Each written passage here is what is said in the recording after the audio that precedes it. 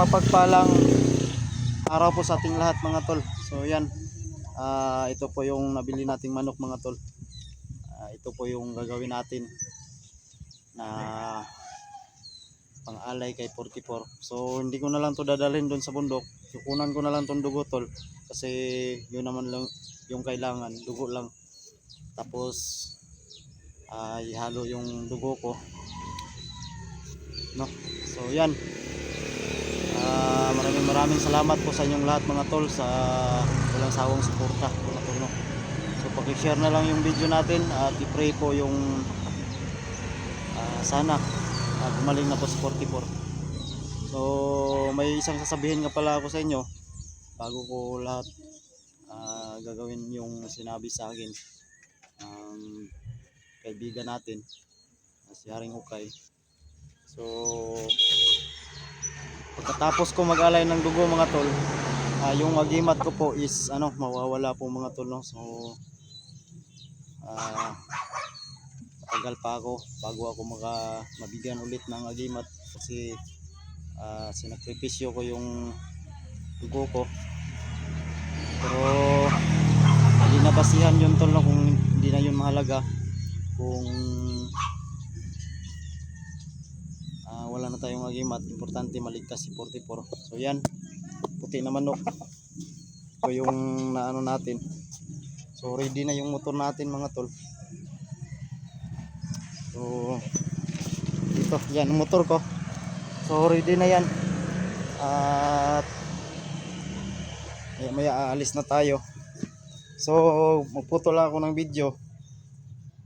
So ito pala yung tiniran ko bago tol, no? So nasa yung nilipat ko yung anak ko sa highway. Kaya bali nagrenta lang ako dito mga tol, no? So yan, abang-abangan lang natin yung pagpunta ko sa bundok. So ngayong araw na ito, gagawa tayo ng bali na ritual, no? At mag-alay tayo ng dugo.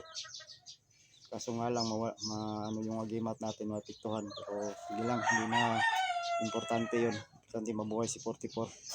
So yan mga tol, thank you so much sa inyong lahat, no, sa mga dasal.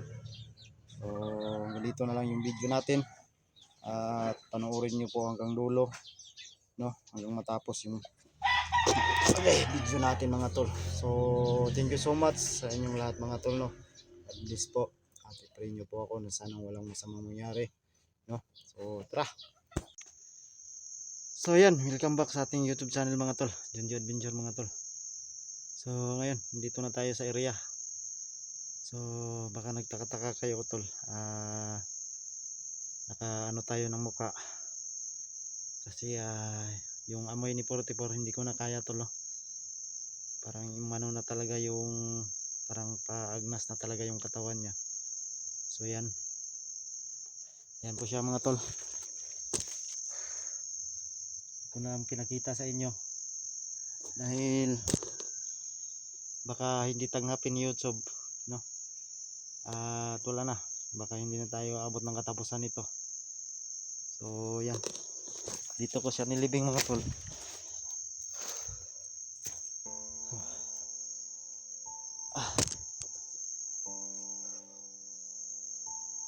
So yan, wala tayong magagawa, nakakaawa talaga tol, no?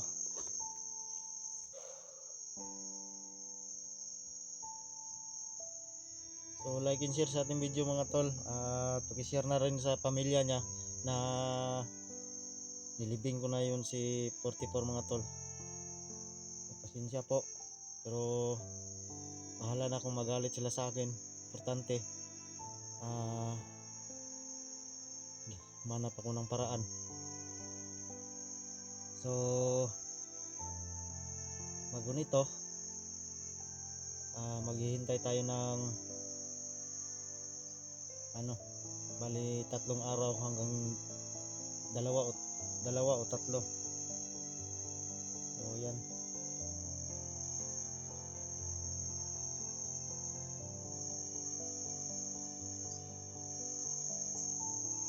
so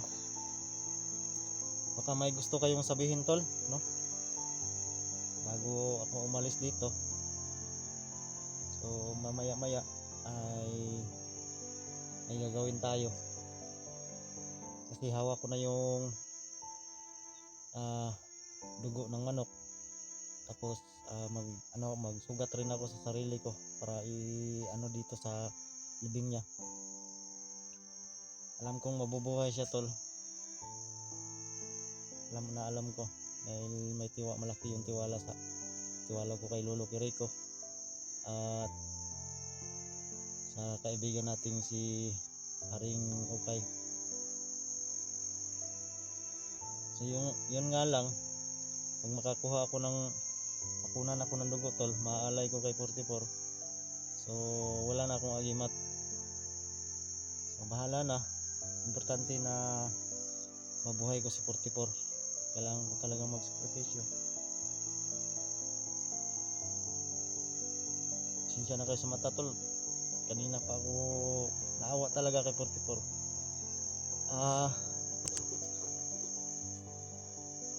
Hindi ko talaga mapigilan na umiyak yan sa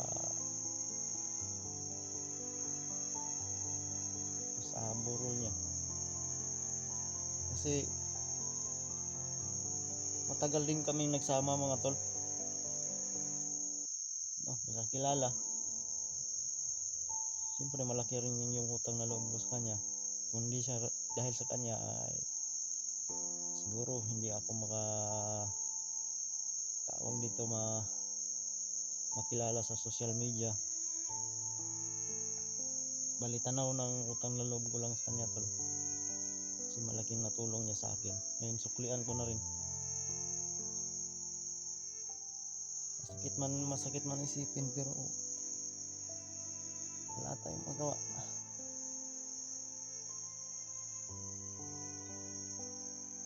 Ito lang yung alam ko na maitulong ko sa kanya. Yung asawa nga niya, at sabi ko, iyak niya ng iyak.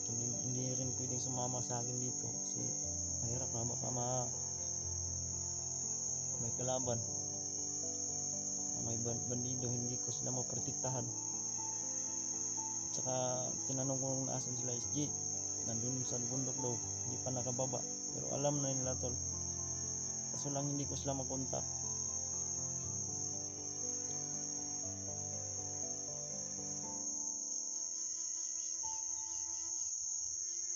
Baka may gusto kayong sabihin, tol, bago ko siya iwan dito.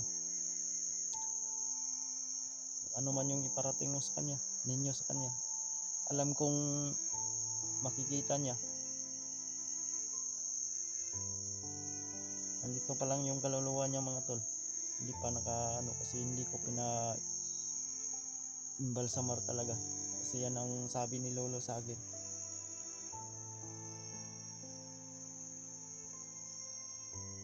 Masakit lang isipin.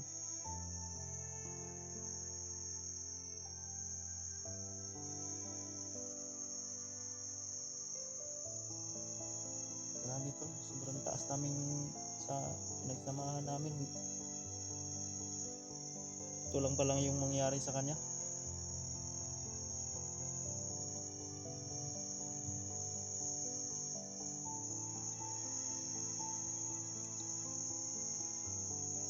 Sobrang dami ng pinagdaanan niya, pero nakaligtas pa rin siya, mga tol. Wala na ng kidney, na baril,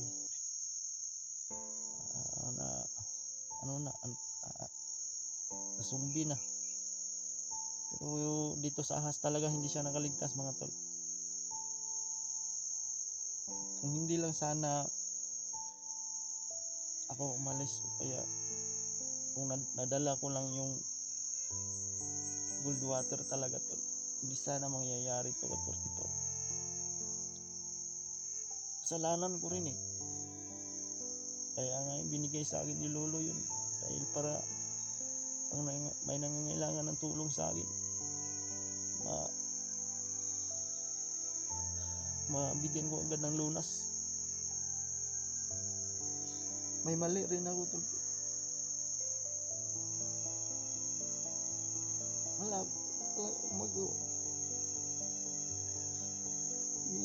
Humihingi talaga ako sa inyo ng tawad. Lalo na sa iyo, tol. Patawarin mo ako. Kung hindi ko nagampanan, hindi kita naagapan. Sorry, tol. Humihingi talaga ako ng tawad sa'yo. Sana sa gagawin kong ito ay bibigyan ka ng isa pang pagkakataon na mabuhay uli. Dahil maliit pa yung mga anak mo. Alam kong hindi mo gusto kung nangyari sa'yo. Tawarin mo ako, tol. Saan ka man ngayon, mag-iingat ka.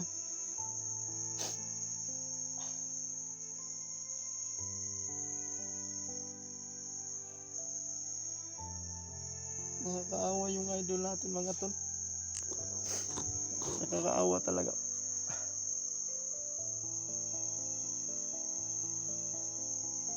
Pero ito na yun eh. Wala na tayong magawa.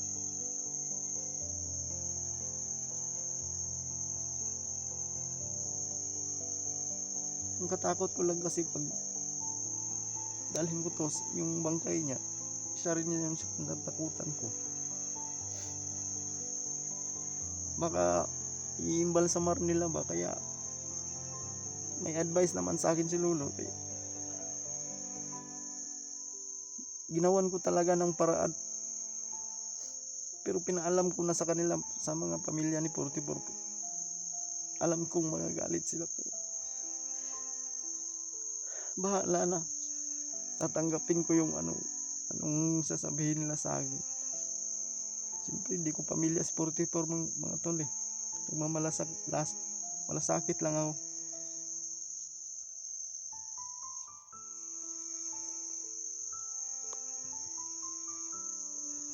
Tayo pa. May mga bandido dito. Tawarin mo ako, tol. Yung wala akong nagawa. Tawarin mo ako.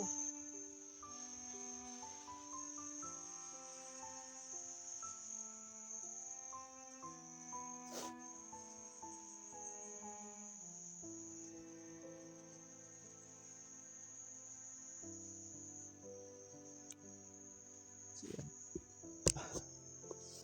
Ang sakit isipin talaga to. Kawawa yung idol natin, mga tol.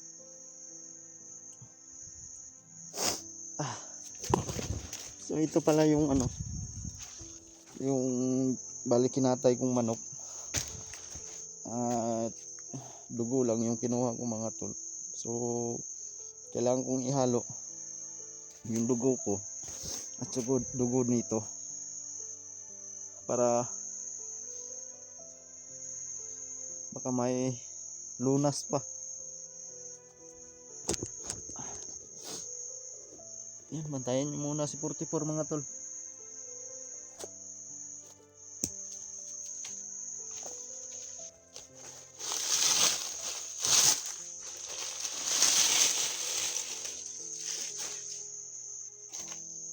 Tawarin mo kami, tol.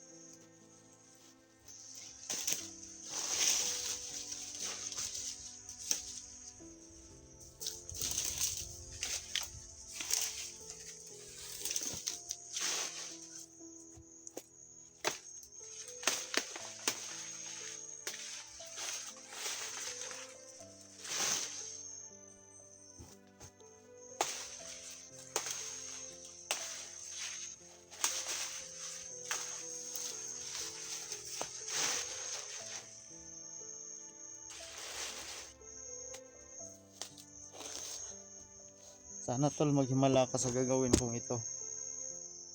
Bubuhis ko talaga yung buhay ko. Baka lang mabuhay ka. So yun nga pala tol, yung pinabasbasan sa akin ni Lolo doon sa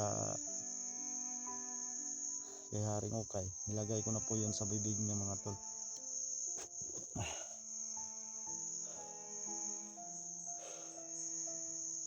Sobrang sakit. Sobrang sakit talaga.